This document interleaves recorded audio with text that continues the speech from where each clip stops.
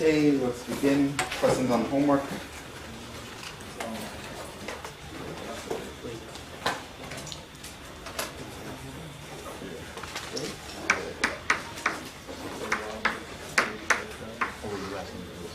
Back to the question when we're doing the integration, the vector integration, where does the plus c go? Because as far as the answers, have it in.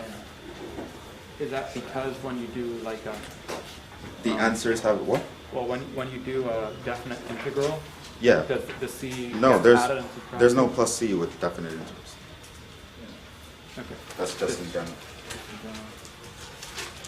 Can you go over the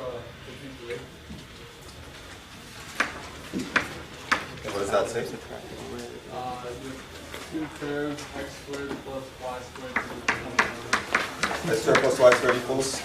25. That's a surface.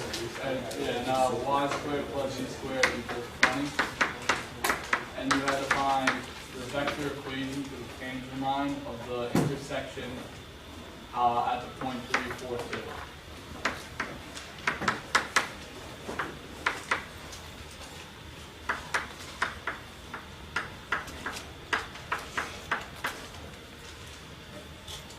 At the point 3, 4, 2. Yeah.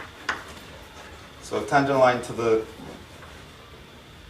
a curve of intersection. Yeah. Okay. What did you try? I tried to set the two equal to each other, but it didn't really work. First I tried to set them equal to each other, then I tried to solve a y, and then I tried to add the two together, and it doesn't really work. Okay, so tell me what you tried. So I found that by setting them equal to, I found a y at each one. So I had x squared minus z squared is equal to 5. Okay. And then I'm Right, by just solving for y squared here and plugging it in here, Yeah. you can get that? Yeah. Sure. Yeah. And then I figured, okay, so that's probably the curve intersection.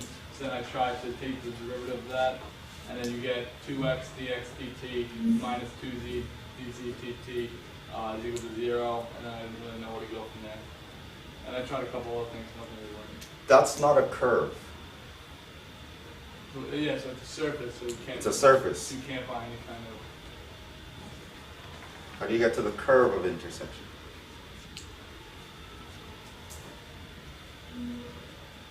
If you take polar coordinates of the first one, put into polar coordinates.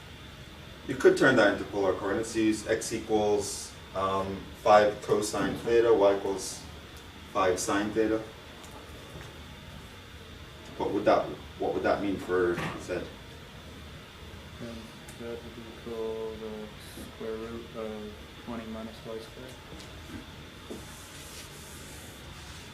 So it's sort of why when you mentioned this, for all your names, Brian? Right. Yeah. So when you said, the first curve was this and the second curve was this, that's why I snapped at you. Surface, right? It's very important to recognize when something's a surface from when it's a curve. It has two variables in it, it's not a curve, right? And if it has x, y, and z in it, it's not a curve. It would have to be in terms of a parameter t, so that's what you need to find. So let's run with this idea of doing polar coordinates in the first one. So if we take x equals 5 cosine t, y equals 5 sine t. And there are several ways to do this, by the way. Initially I would have thought to use hyperbolic sine and cosine, right? Because x squared minus z squared equals 5. You could probably scale a hyperbolic sine and cosine. Because cos squared minus sin squared is 1, right? So you could have taken the radius in the hyperbolic plane to be radical 5 and it would have worked out. But let's say you didn't want to do hyperbolics. You could have started here, then this was from the first equation, so in the second equation you would end up with 25 sine squared plus z squared equals 20. So you can get z squared is equal to 20 minus, well this is really 25 sine squared. I could probably write it as something like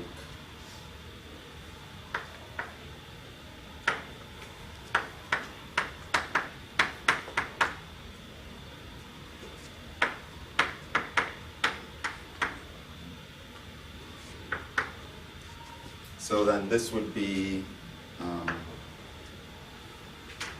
this is just 20 cosine squared, right? Could we do anything with that?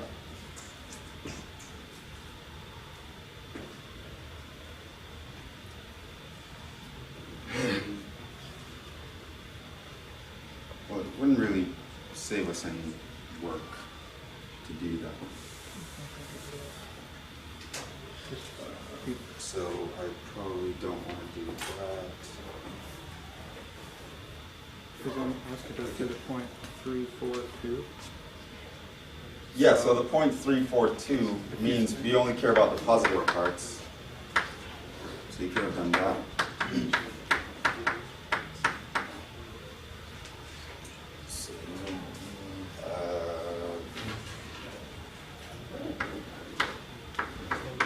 So R of t I can take as the intersection curve.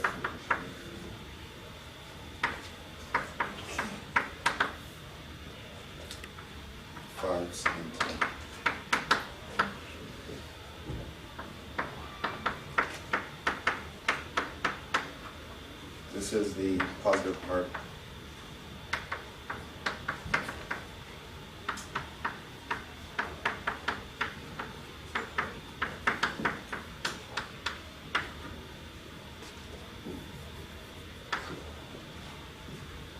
Right, so I know I'm at the positive part, so I can just worry about the positive square root if I wanted to. Otherwise, I probably would have used a hyperbolic function. And so, yeah, this is the function r. Now I find the tangent line at that point. That's one way to do it.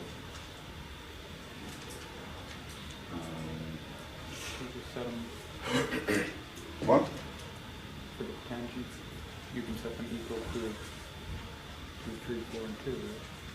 You could say equal to 3, 4, and 2, which is going to be annoying because then you'd have cosine inverse and sine inverse in there.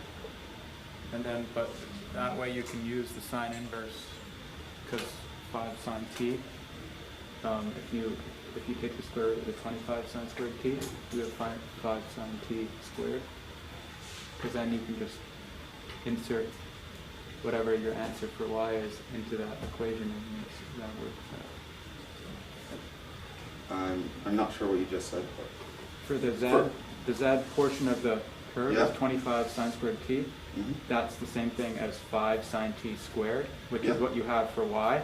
Mm-hmm. So you can, if you set 5 sine t is whatever, it's equals 4. Sine t equals Yeah, sine so inverse of t will be sine inverse of blah, blah, blah. You plug that in here. Yep. So it's going to be annoying, but we could do that. So basically, you'd solve for, you'd set 5 cosine t equals 3, 5 sine t equals 4, and the radical of 20 minus 25 sine squared t equals 2, right? So this basically means cosine t is equal to 3 over 5, where sine t is equal to 4 over 5. So it's a 3, 4, 5 triangle. And so I can set t to be something like either of those. I can take the cosine inverse of 3/5, or if I prefer, the sine inverse of 4/5. In either case, the tangent line is going to be 3, 4, 2 plus t times r prime evaluated at that point, cosine inverse 3 over 5. So I find this derivative, plug in cosine inverse of 3/5, and I would use that. So let's actually find some of these guys. If I have, we will need, well,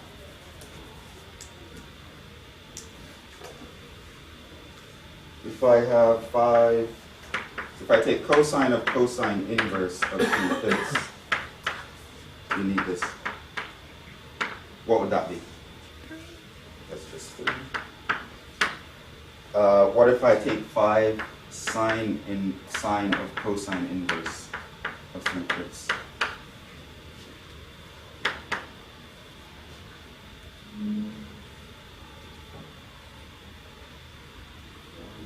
It would be 4. Right? Remember it's a 3, 4, 5 triangle. This means therefore that if I take radical of 20 minus 25 sine squared of cosine inverse of 3/5. Right? So inside, the sine of this gives me 4. I square that. So this is blah, blah, blah. That's 16. 20 minus 16 is 4. So that's going to give me 2. And so, which actually works out to give you that point. You know it works. And so now if I find r prime, I'm going to get minus 5 sine t, 5 cosine t, and what's this one?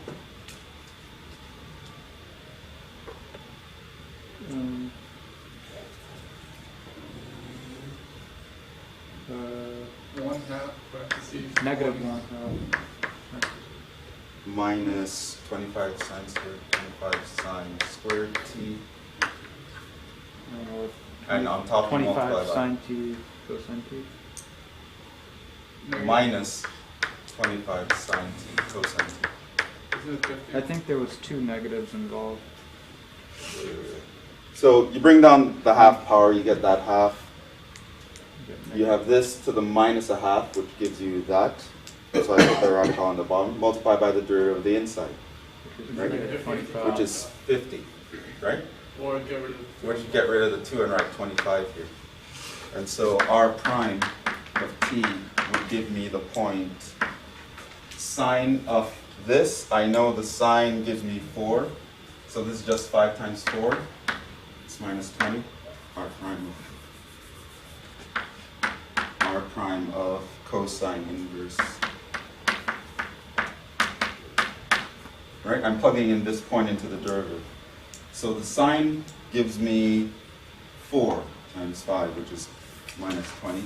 The cosine, well, the sine, the 5 is already included. So that's just minus 4. The 5 times the sine gives me 4. So I just replace 5 sine with 4. The 5 times the cosine gives me 3. So this I replace with 3. Here I have the 5 times the sine times 5 times the cosine, so that's minus 12 on top over 2. So that would be minus 6 here. Right? And so tangent line.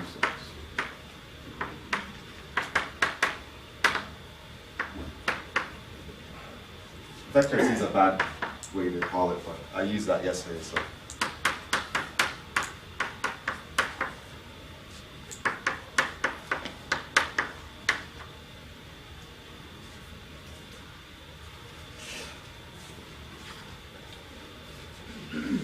So the main part was to remember what the tangent line should look like. Right? Remember, it's r of t naught plus t times r prime of t naught. So the first thing you have to do is you have to find the t naught. What t value made this give me 342? Turns out I could use this value or that value. It wouldn't matter which one I picked. And doing that gave me the point 342. And when I took the derivatives, I got the sines and cosines again, so I plugged in the same values. This is 4, 3. So everywhere I see 5 times sine and 5 times cosine, I plug in 4 and 3. And so I end up with that.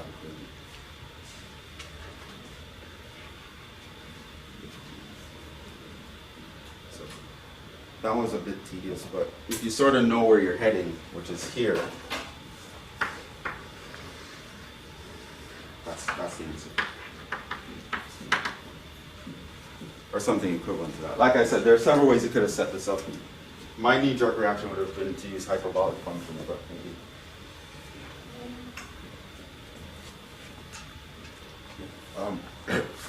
Question, would this be an example that would probably be on the button? Not something like this. No. That would be, I guess, less complex. If they ask you a question like this, the R would be simpler to get to. Right, so it wouldn't be something crazy like this. They'd either give you the R directly and say find the tangent line at this point, or it'll be something simpler to get to. Right, like this situation was a bit sketchy getting to, because there were a couple ways you could have thought of it. More than a couple. Anyway, any other questions?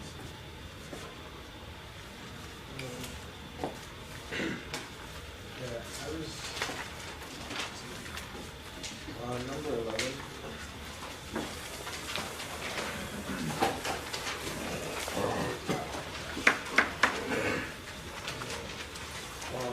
RT is equal to t squared I plus t to the fourth j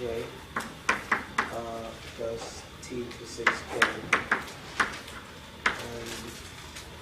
I don't have a question. You're supposed to sketch it, right? Sketching it. Okay. I just had trouble trying to sketch it. Like, even the answer I found was a bit weird. Well, here I'd set x equals t squared. Your y would be t to the fourth, which you can think of as x squared. Your z would be t to the sixth, which you can think of as x cubed. So, and of course, notice that your x can only take on positive values. So if you're drawing the trace here, it'll be x squared, but only half of x squared, the right side. And if you're doing here, it'll look like x cubed, which sort of looks like x squared, a little steeper, but again, only part of it, right? Because your x can only take on the positive values. And so now you want to sketch a curve so that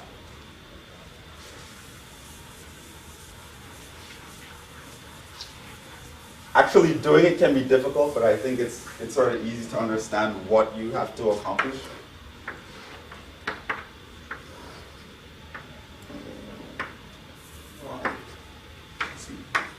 The idea is if I'm standing on the z-axis looking at the xy plane, I should see this, right? Whereas if I am standing on the y-axis looking at the xz plane, I should see that, right? So this would be z, this would be x. So there's this thing that's twirling in space, but depending on my perspective, the shadow that I'll see projected is going to be this or that. So it's going to be looking like something like that, where if you're looking above, you shine a light down into the xy plane, that will be the shadow. Whereas if I'm looking here and I'm shining a light there, this would be the shadow. Yeah, it's just. So the curve is it's sort of twirling in space. Yeah, that's what I do I would try. sometimes, just trying to see what to do.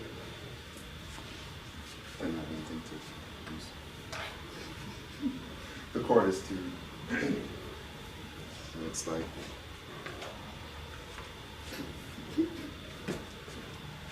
It's like you look here, you see this parabola, but then at the same time, I twist the parabola like that.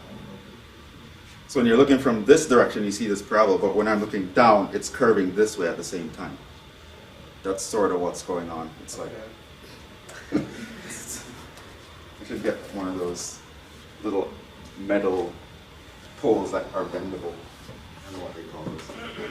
It's a bit harder. It's hard to see, yeah. Yeah, this is better. Hard to draw. I mean, you do it in MATLAB, you can of course change your perspective and you'll see it nicer. So yeah, in the next MATLAB we're going to draw a bunch of surfaces and curves so you can sort of see them. To draw by hand it's understandably sort of hard, unless it's something like a spiral where it's obvious what's going on. But yeah, the thing is going up and it's curved in such a fashion that the shadow in the xy plane looks like half of x squared. The shadow in the xz plane looks like x cubed. And since your x is a square, you only care about half of it.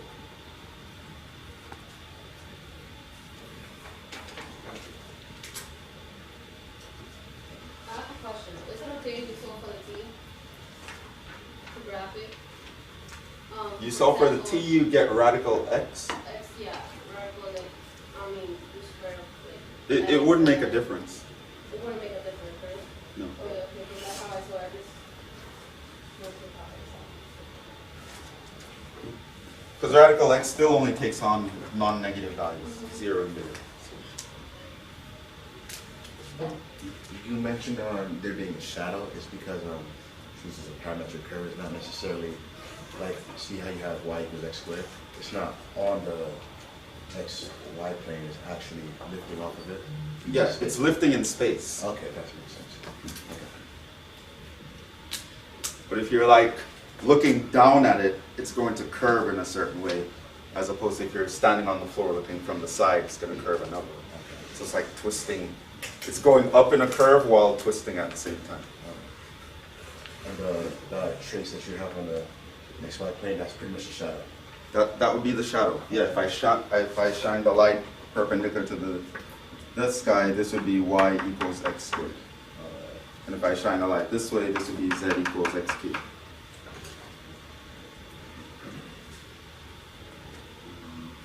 Okay. Other questions?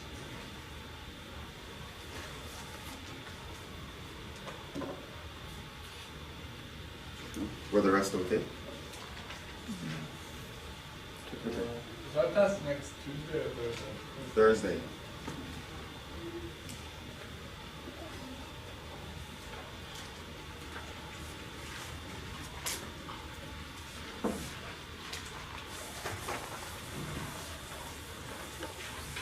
You should probably work on the review problems this weekend. Thursday I might take some questions on them if you'd like, and then we move on. You mean Tuesday? Huh? You mean Tuesday? Tuesday. Yep. Yeah, you said Thursday you're going to take questions on the review? No, Tuesday I'm going to take questions. Thursday is the test. So we're going to look now at functions of several variables.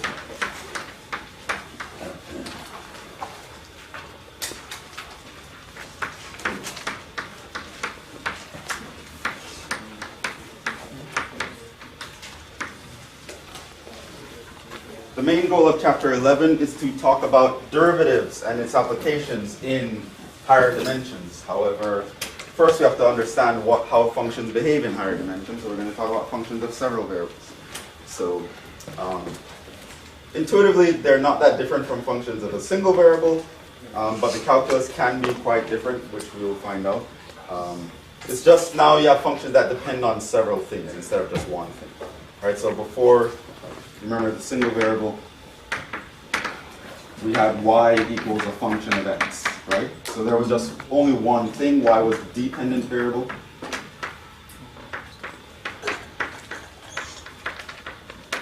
Right? It lived in the range of f, and x was the independent variable.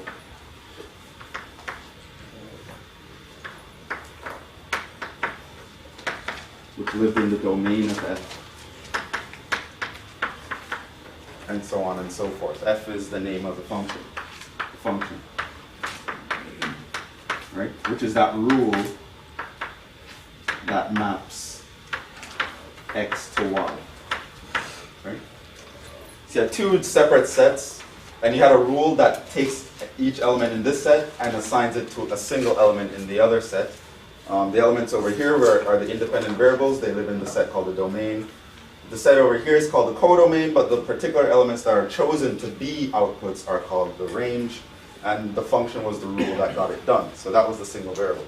The multivariable is not much different. It's just that here, over in your domain, you can have a coordinate that you're moving over. You're thinking of two variables mapping to one variable, or three variables mapping to one variable, et cetera, et cetera.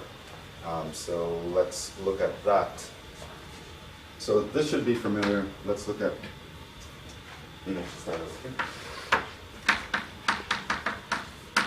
We're going to specifically look at 2 variables first, then 3 variables, and everything generalizes there pretty naturally.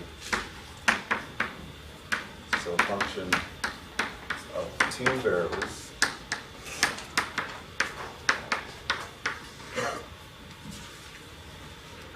is a rule that assigns each pair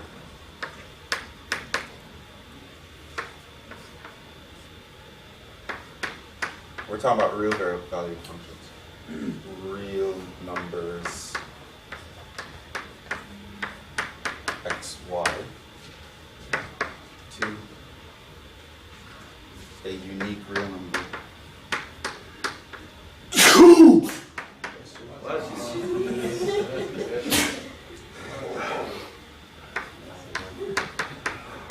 which we denote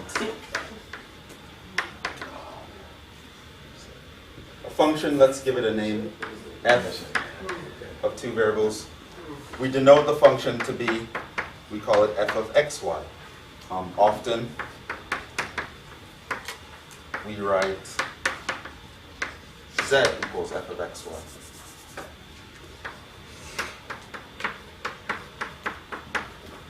Right?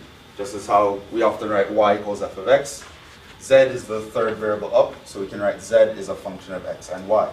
So we have 2 dependent variables here. So these I can manipulate independently, and then the value of z will depend on what those 2 values are, according to the rule.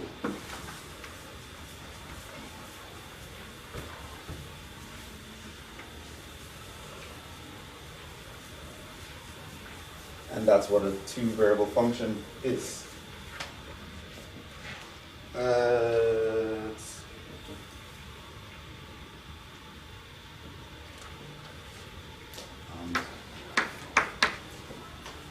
There's also the domain and range. We think of x, y being in a set D called the domain.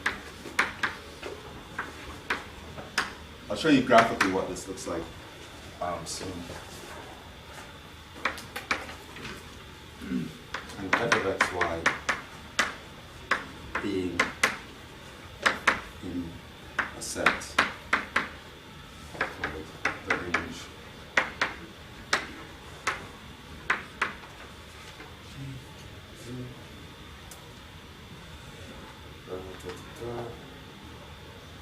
Okay, so I mentioned that. Okay, let's do some examples.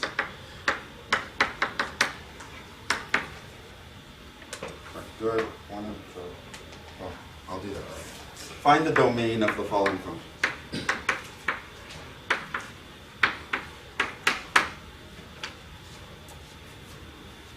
A z equals ln of x plus y squared. That's a function. B, we can look at f of xy equals x plus y squared minus 2 all over y minus 2.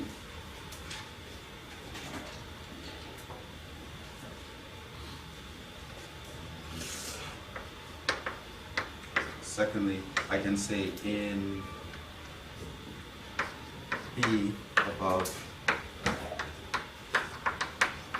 find f of, let's say here, 2, 3.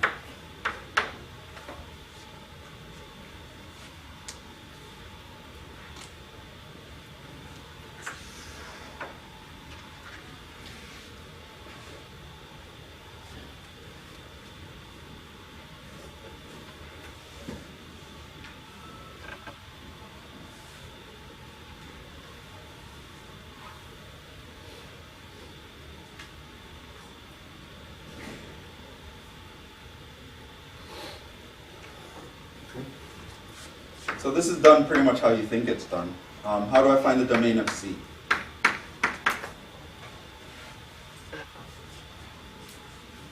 You can write this is equal to the set of all coordinates x comma y such that, what's the restriction here?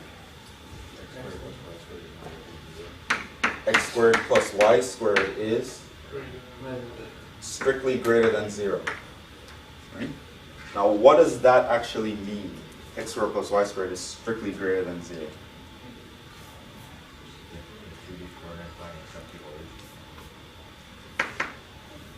Right, this is R2 except the coordinate 0, 0. Right? For any other x values, for any other x and y values, this will actually hold. So the domain lives in the xy plane, and it will work everywhere except here. So the domain will be all of this.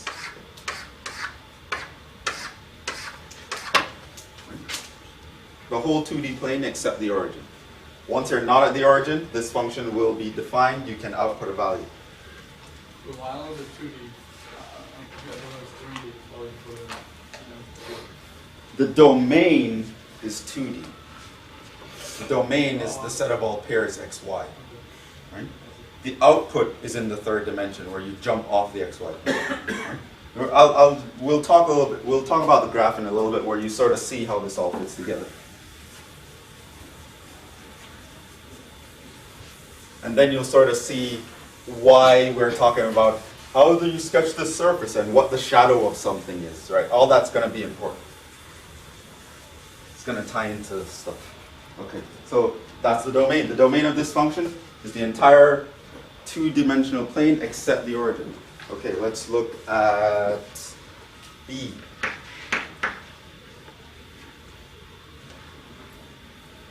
So here, the domain of F is the set of all coordinates that fulfill what property?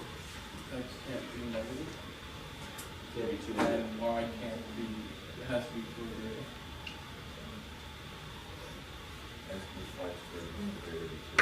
greater. X plus y squared minus 2 must be greater than or equal to 0, and y cannot be 2. Right?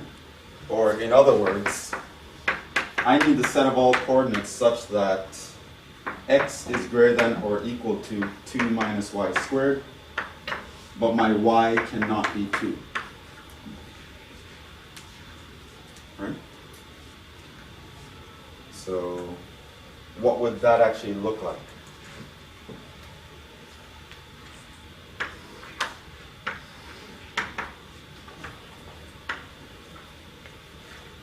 What does this look like? X is greater than 2 minus y squared.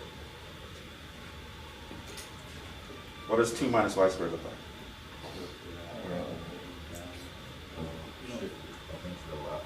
Opening to the left, right? So you're at 2 here, you're opening to the left.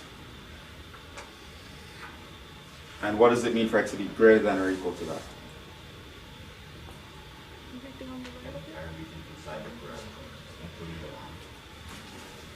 X is greater than that. I mean, the x values are over here, right? You're to the right. So you're all the way over here. But we're missing one thing. Y cannot be 2. So 2, let's say here, so that this whole line is not in the domain.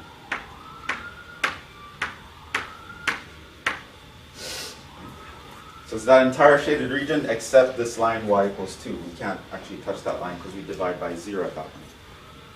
So if you were to sketch the surface in MATLAB, something crazy happens on that line. Right? The surface will like blow up.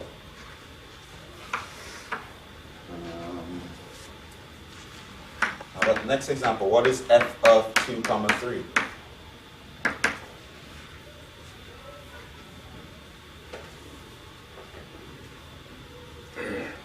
Of course 2 comma 3 works because 2 is actually greater than 2 minus 3 squared, and the y value is not 2, so it's definitely in the domain, and so it has a value here. How do you think we do it? The pretty much obvious way, right? You just plug it in. Everywhere you see an x, you're going to plug in a 2. Everywhere you see a y, you're going to plug in 3.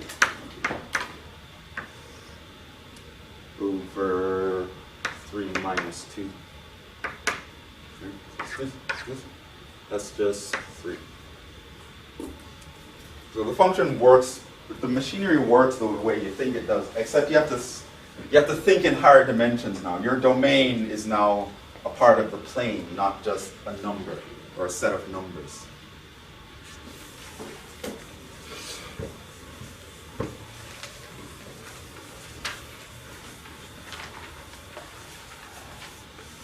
So sort of think in higher dimensions. When we have a 3-variable function, what do you think the domain is going to look like? It's going to be a surface, right? So all your inputs for a function can come from a surface.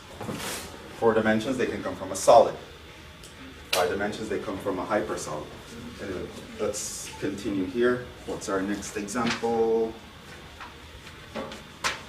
One more domain range example. Find the domain and range of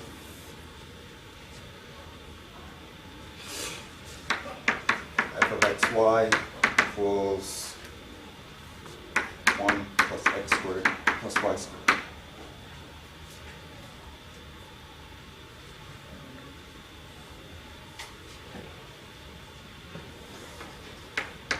What's the domain? Everything, right? All x, y such that x and y are real numbers.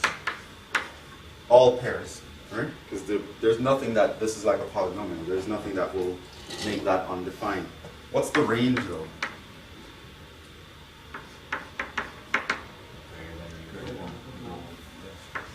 It's the set of all real numbers z such that z is greater than or equal to 1, where z is just a real number. Right. What does that look like?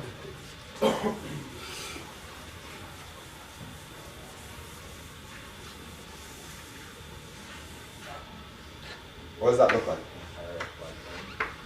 All right, the domain is the entire xy plane. I'm talking about more generally. What does f look like? What kind of surface is that?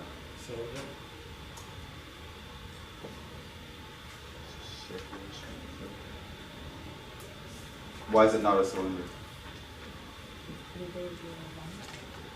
Remember what we're plotting is z equals, right? Remember f of xy you can replace with z.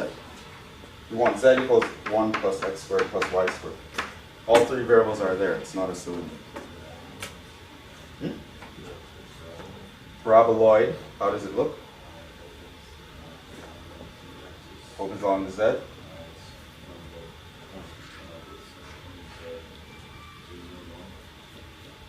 That's the vertex at 1, and it opens upwards, right?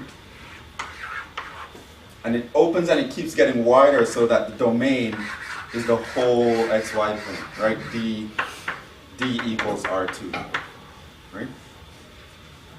So we have some surface. What we consider the domain is its shadow is the domain, right?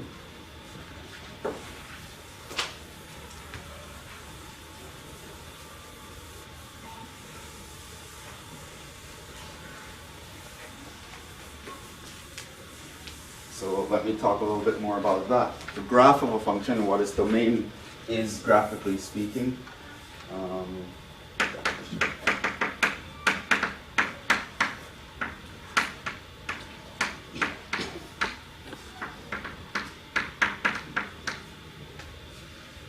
Graph of a function, z equals f of x, y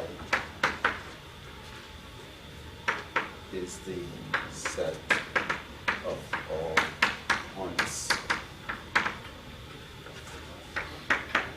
x, y, z, R3. The domain, no, this wasn't in my notes, I didn't mention. The domain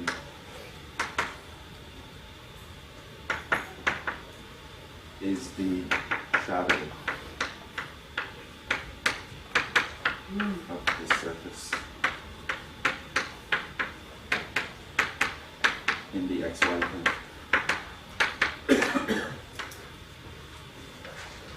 So how these guys work is the following.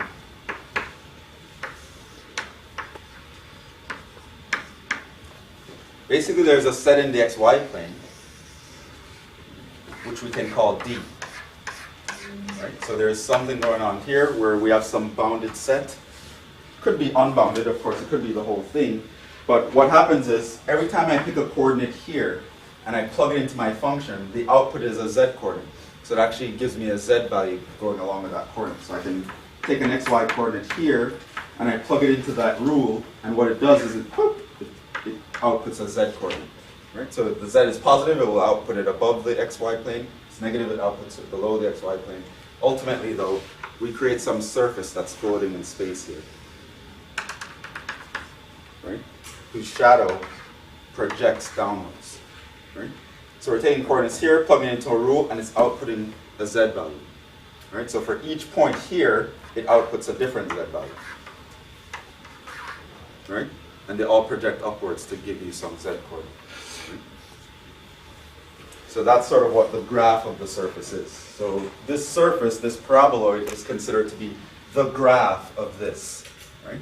So in a single variable function, the graph was just a curve in the 2D plane. In a double variable function, the graph is a surface, a two-dimensional surface. The domain is a two-dimensional shape in the xy plane. Right? So the dimensions are bumping up here. That's sort of what's going on. Wait, just to repeat yourself again, like the graph The graph is a surface. is the surface, and the shadow is the shape. The shadow is the shape in the xy plane. Okay, so does it mean, like, will we create, like the graph we make, right? You have obviously a sort of three-dimensional image, but the shadow is like two-dimensional in three-dimensional space. This is also two-dimensional. They're both two-dimensional. Except this one is in flat space in the xy plane. This one can do whatever it wants according to some rule. Okay. So I plug in a random value here, like I take the point 0, 1, and I plug it into that function. That's going to output the value z equals 2, right? Okay. So then I'll get the point 0, 1, 2 on this surface, right? And I plug in another point over here, or I plug in a point over here like 1, 1. That's going to output z equals 3, and the point 1, 1, 3 will live on this surface, right? So it's just a set of all points x, y, z, right? So given two numbers x and y, it outputs a third value that gives you the coordinate on the surface. So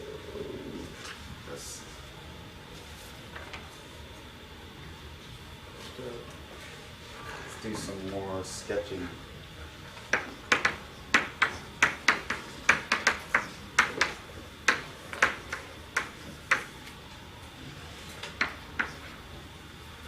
And sort of showing you, I don't know, I'm sort of jumping the gun, but I'm too excited, I guess.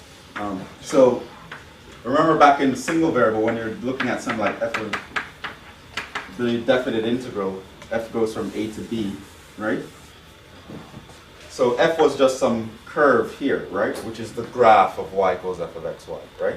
But when you're integrating, what were you looking at for these limits? You were looking at the domain of what you were talking about, which is just literally just in R1, right? Just a set of numbers along the x-axis. So when we're starting to do integrals on surfaces, what do you think we're going to be looking at for the domain? They're actually going to be regions in the plane, right? So this guy's going to be important, but when we're integrating and we need to figure out what our limits are going to be, the shadow is going to be important. So that's why we have to be able to draw something and know what its shadow is going to look like when we project it. So being able to think of these things conceptually, that's sort of why we need them. Right? The shadow is not just, oh, it's just the shadow. No, it's important for integrals. Right? And it's the domain, which is important in general. Sketch the graph of the following functions.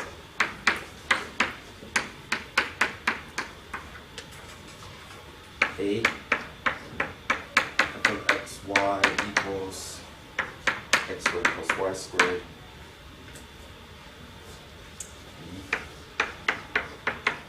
F of xy equals 6 minus 2x minus 6 4.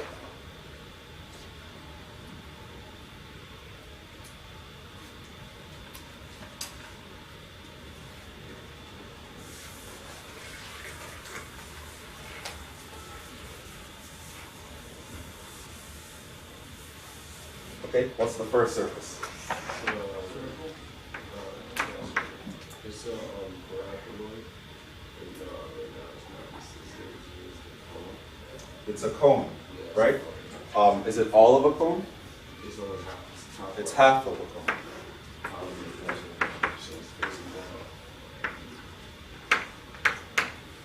It's actually going up, right? Going up, right?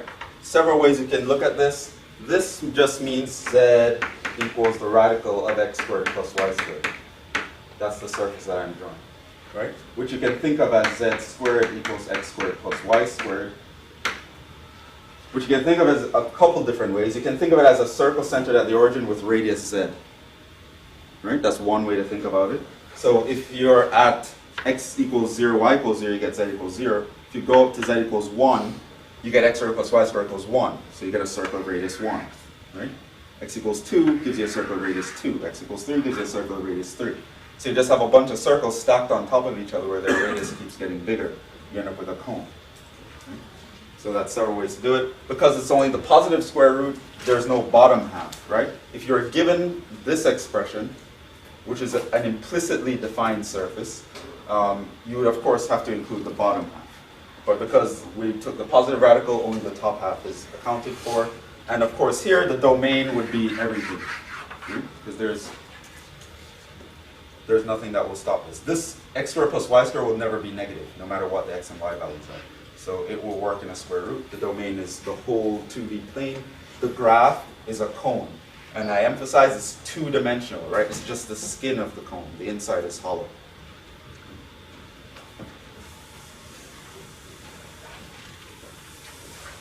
What's the second surface?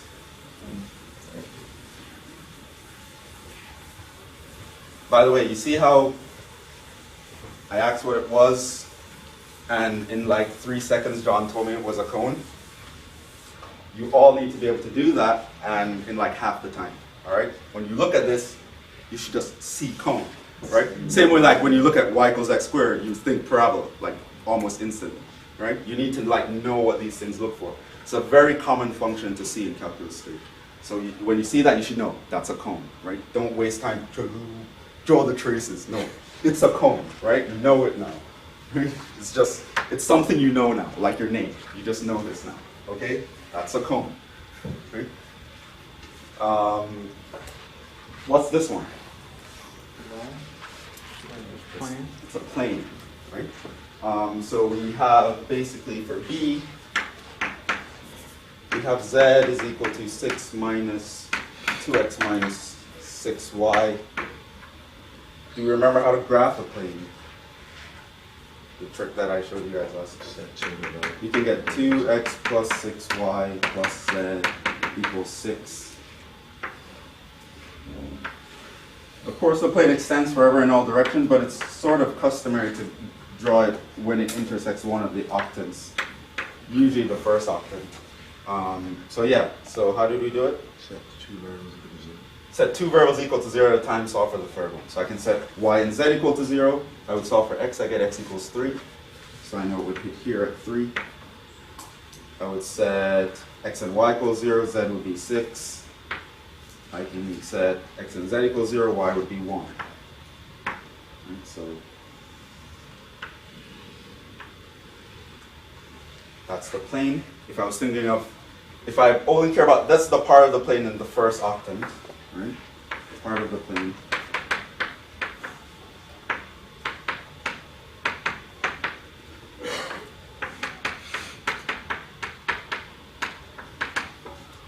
Part of the plane in the first octant. It of course extends forever in all directions parallel to this.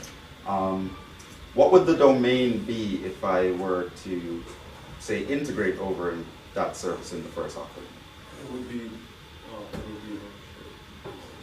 it's going to be a little triangle at the bottom. This little triangle in the bottom, right?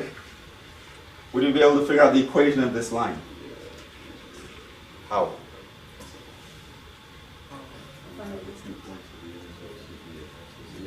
Okay, working too hard. It's negative. That line is what? It's line it's when z equals 0. That line lives in the xy plane, so all I have to do is go back to the equation I was given, plug in z equals 0. That's the equation of the line. So this would be 2x plus 6y equals 6. Right? So I need to, for example, set up this region. If I look at the domain, it will be the guy in the xy plane that goes through 1 and 3, obviously not drawn to scale. And I need to be able to describe this region somehow. So one way I can do it is to say x goes from 0 to 3, and my y value goes between what and what? The function y equals 0, and the function y equals, I just solved for y here, so that's just going to be 6 minus 2x all over 6. Right? We're going to be doing a lot more of this. Notice, for example, that I chose x to go between constants and the y to go between functions. I didn't mix and match them. This is not a coincidence, and it wasn't accidental. I specifically wanted to do that. Think of one variable in terms of constants and the other variable in terms of functions. I need to be able to describe a region. I need to be able to figure out what region I should be describing in the first place by knowing where the shadow is. I need to be able to find the equations of the outlines of the shadow. Like all this I need to do in like 5 seconds because I'd have a whole bunch of other stuff to do with it afterwards. Okay, so that's what you need to know. So you see this, you're supposed to know it's a plane, you're supposed to be able to graph this in a few seconds, you're supposed to be able to determine the shadow in a few seconds, this in a few seconds. You're supposed to know that the domain looks like this, and you're supposed to be able to get to this, because these are actually the limits on your integral, eventually, when we get to chapter 12. Can you explain what the y, the second y? I let the x go between constants, and the y values go between the functions. So I had two functions. The bottom function was y equals 0, which is the x-axis. The top function is the equation of this line. I know the equation of the line is this. Okay. So I just solve for y. Okay. So y goes from 0 up to this. And so if I, for example, wanted to do an integral over this surface, it would sort of look something like x goes between 0 and 3, y goes between 0 and 6 minus 2x over 6 would be on the inner limits. This will be 6 minus 2x minus 6y. This I would put dy dx because the y would have to match up with this and the out would have to match up with that. I'm jumping the gun again, I'm getting too excited. Okay, chapter 12, that's chapter 12. Don't worry about it if you don't get it now. Okay, moving on. What that will actually do, by the way, is give you the volume of, chapter 12. Wait, that's not chapter 12. Nope, this is what, everything I just did over here was chapter 12. Just ignore it. I was jumping the gun. I just sort of wanted you guys to see where we're going. Question, like, we could see, like, the function of xz, though, and this whole thing would be flipped towards the y or something? Yes, you do have the option a lot of the times to choose where you want to consider the domain. So I could have projected the shadow here and thought of it as a function of y. Okay. And then my limits will be set up differently. I have dx, dz over here. And my limits will be set up based on the new functions when I resolve the equation. So there, it's just like how back in Calc 2, sometimes you want to think of things in terms of dx, but sometimes you turn your head and think in terms of dy. It makes things easier. You're going to be doing the same thing here. Now Sometimes you want the domain in the xy plane, but sometimes you want it in the yz plane. Sometimes you want it in the, it will depend on the situation. Okay. Moving on. Let's talk about another way to visualize graphs. Something else that we can do in MATLAB, by the way.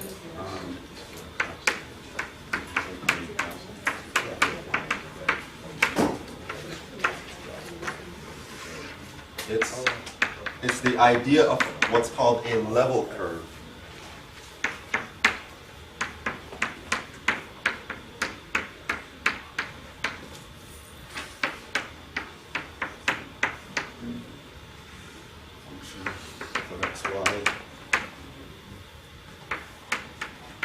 Curves having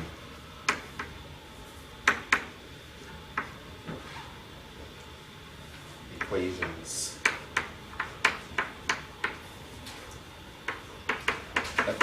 y equals k, where k is a constant in the range of f. Okay. Basically what I just described is the mathematical definition of what a contour line is. So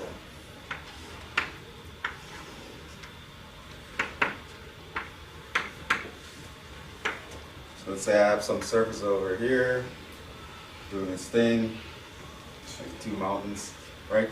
And I could pretty much say, choose z to be this constant or that constant, and I slice through this thing, right? So I'll trace out lines like this. Right? It's like I'm cutting this into slices, right?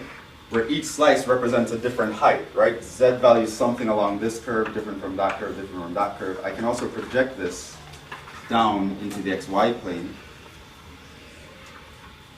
And what I'd have is a contour map.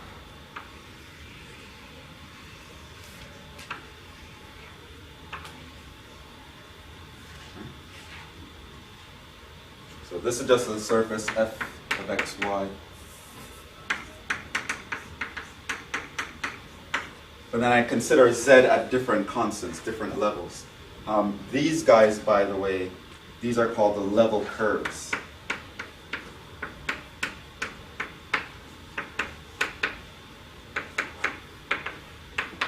These are the projection of the level curves in the xy plane. So these are the level curves on the surface. It's just telling you the curves that you get at different levels when you slice through your surface. Right? So sort of the equivalent of what a contour map is. And so what can happen is you can actually label these by the z values. This would be the smallest z value. Let's say that's at level 5. This would be at level 10, 15, 20, something like that. So I can give you this map, and then you can sort of imagine what the surface is. You can use these curves and build up what the surface should look like.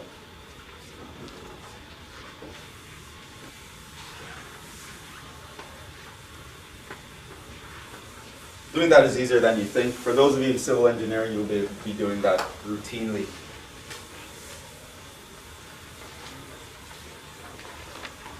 It's not really much more of a concern for the rest of us at the moment.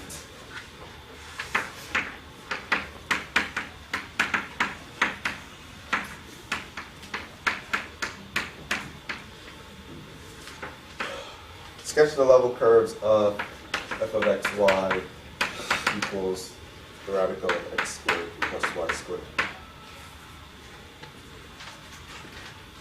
What kind of surface is that? A little slow, but that's good.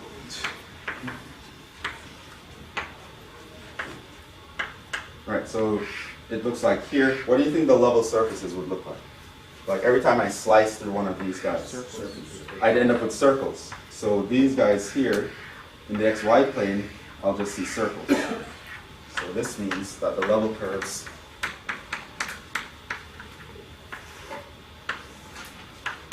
in the xy look like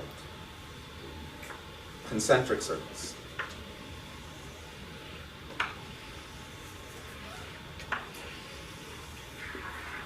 And I can label each of these with a level, 5, 10, 15, 20, whatever. So you can see that, oh, these, I'm just seeing circles when I slice a surface, but the circles are getting higher in levels. So I just see a bunch of circles being raised up. I can literally just take this and stretch it out of the board, where I know this one only stretches forward 5, this one though will stretch forward 10, this one will stretch forward 15, and so on. And so I'm stretching out of the board this way.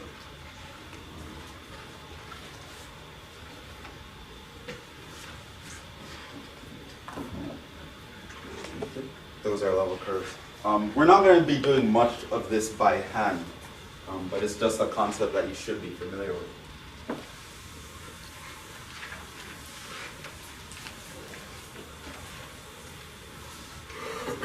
So now we see that curves in the xy plane are actually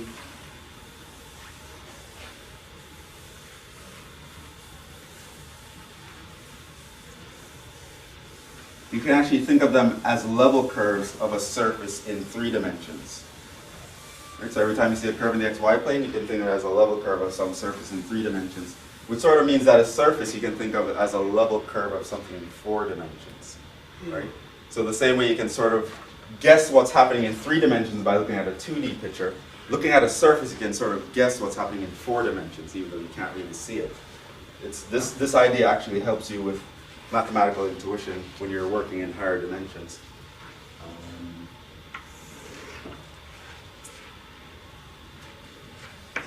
Let's up the ante a little bit. Functions of 3 variables.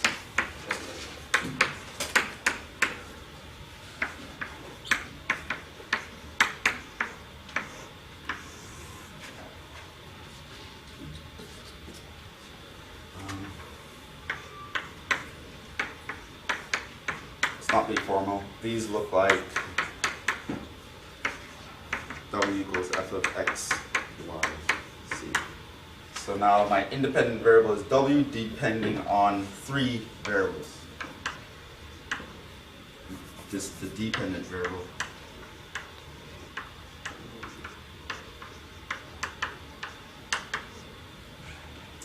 And these are my independent variables, which are also independent of each other, unless restricted by some domain.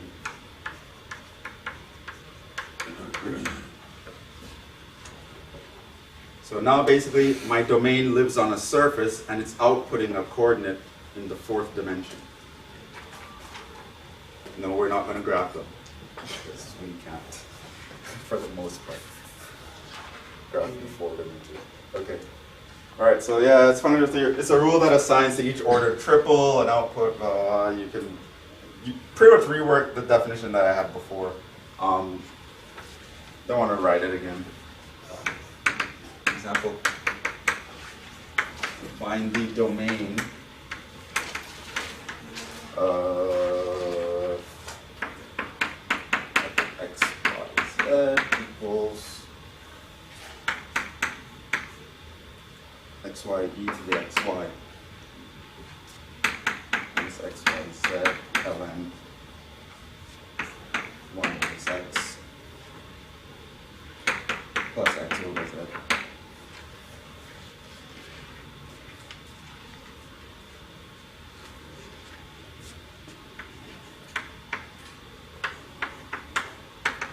Now the domain is a set of 3 coordinates such that, what's our restriction here? Y must be greater than or equal to x, and z can't be 0. Y must be strictly greater than x. Because you're in the log, you have to be strictly greater than 0. There's no restriction from here. The exponential function is defined everywhere. Polynomials are defined everywhere, so the product of 2 functions defined everywhere is also defined everywhere. This is defined everywhere. The log is not, though. I need the inside to be greater than 0, which means I need y to be greater than x. This, I'm divided by z, so also I need that z, I need for z to be non-zero. So that's that curve. So the domain is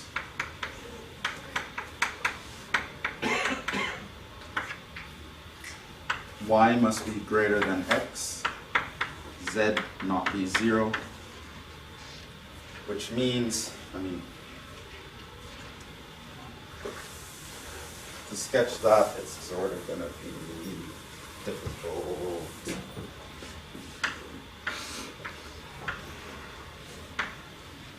Y equals x looks like this. It's just a plane cutting through here, right?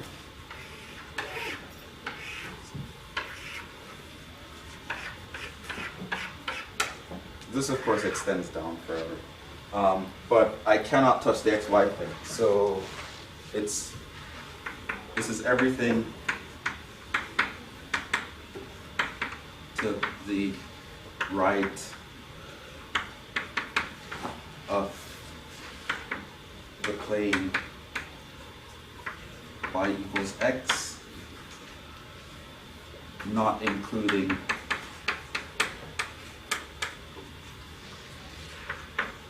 the xy plane. Right? Z equals 0 is the equation of the xy plane. right? So nowhere on the xy plane can be touched, but everything above and below that can be touched as long as I keep on the right side of this plane that's slicing through here. So the domain here is just a three-dimensional region.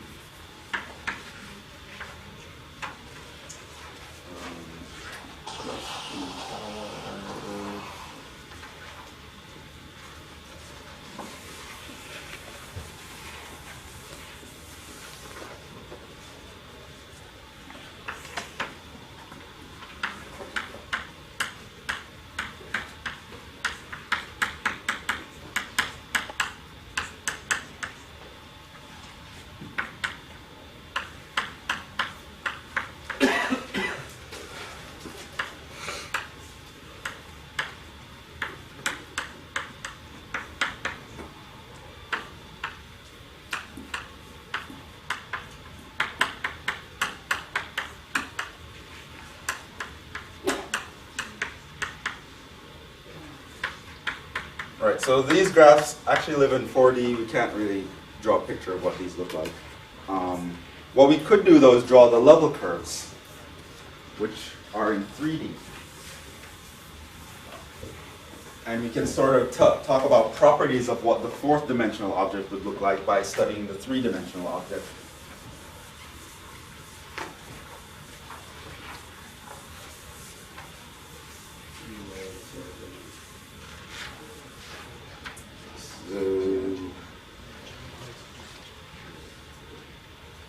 However,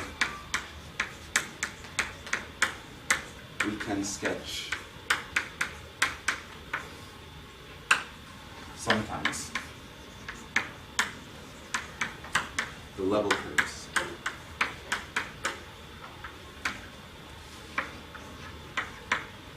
of x, y, z.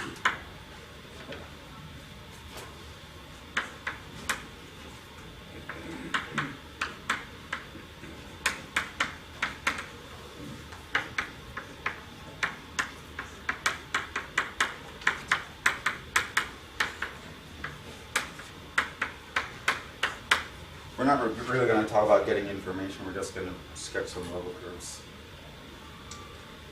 Find the level curves of, for example, find the level curves of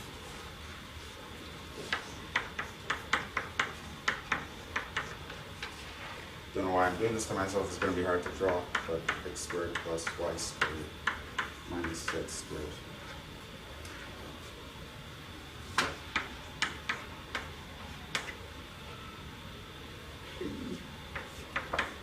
Of x, y, z equals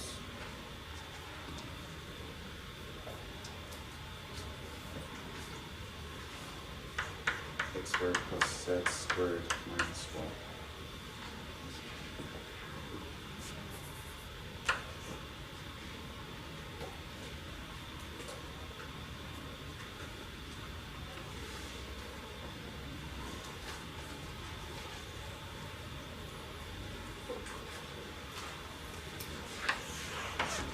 Let's talk about A.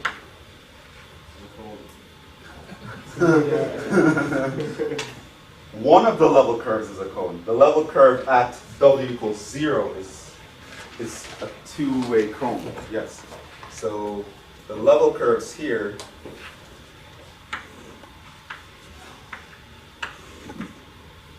so this goes down, and then we have cones going up. Right? So this is, for example, the level curve where f equals 0. But what if f equaled 1? How would that look? It would be like an arrow. Well, yeah, you'd sort of bump up by 1. And you have another cone inside that cone. And you can bump up to 2. Right? So what you're having here is cones inside of cones.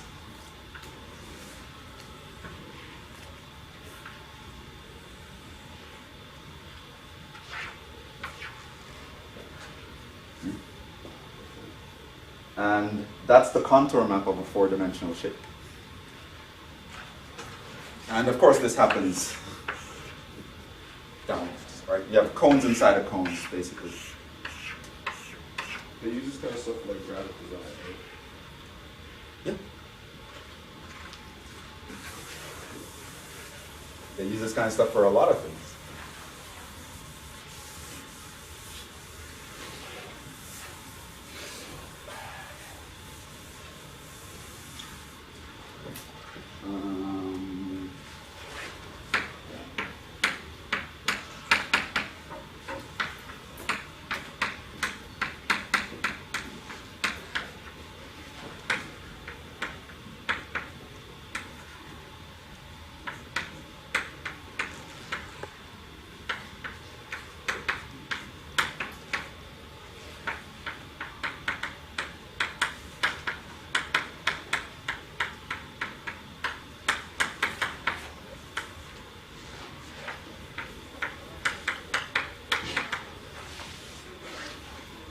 Did I have a point to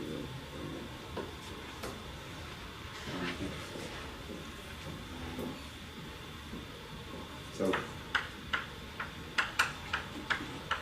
we're done here. That's actually all I wanted to do for 11.1. I'm not going to start 11.2 because that's going to be, so yeah, we get out like super early today.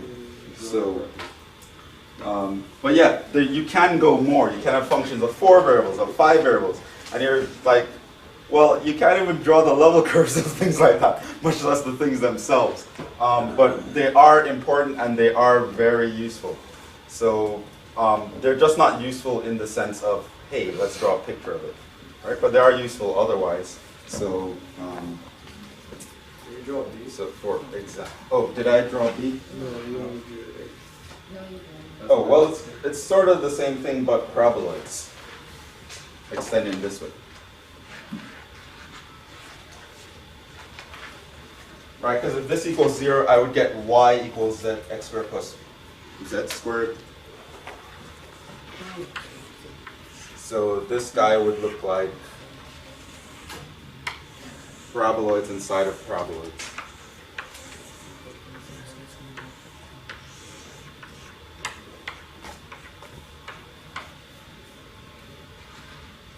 They just we have like a bunch of extra time. Can you explain what the fourth dimension looks like? No, I don't know what it looks like. We don't know what it looks like. We can't draw pictures of it. But like I said, knowing how to deal with things in 4 dimensions is useful, or 5, or 6, or 7, or 15, or 27, or infinite dimensions. Well, only mathematicians find use for those guys. But for any finite dimension, there are a lot of uses for it. So, like something like finance would use things like that, right?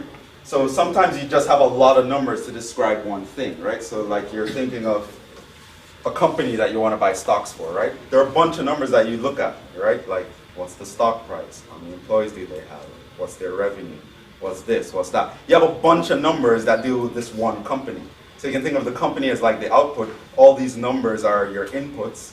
And you're like, okay, judging by what we've seen in the past, companies that are in this region of 16-dimensional space tend to do well. Companies in this region don't do bad. I have no idea what the heck these regions look like, but I just know by looking at the coordinates, I can tell whether something is good or bad. And so you can do things like that. You don't always need to draw the pictures. There are always useful reasons to consider higher dimensions. But in Calc 3, we like drawing pictures, so we're going to stick to 2 and 3 variable things, and we'll finish there.